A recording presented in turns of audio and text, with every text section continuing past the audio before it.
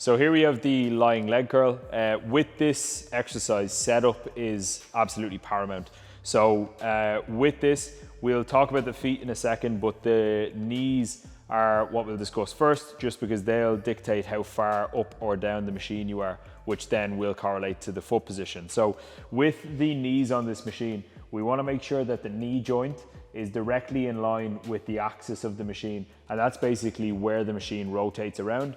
The reason for that is that we need to make sure that the knee and the machine are moving in the same line. Otherwise, it's going to feel off and you're not going to target your hamstrings in the way that we want to.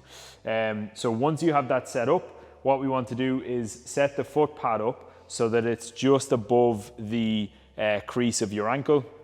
And we want to be using the back of the ankle to actually drive this machine up.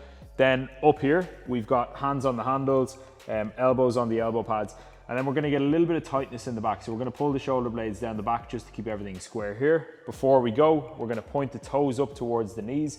If the toes are pointing down, then the calves are going to play more of a role here than we want, because the calf does work in flexion of the knee as well.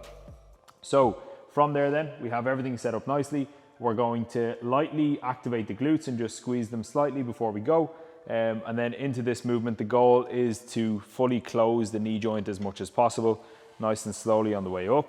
And then we're opening up that knee joint on the way down, not letting the hips move too much, not racking the weight, and back in to another rep here, keeping that control. We're noticing how the feet are staying in that flexed up position up towards the knee all the way through. And we'll just have one more rep, noticing that nothing is changing in the upper body, keeping control all the way through, and back down to finish nice and smooth.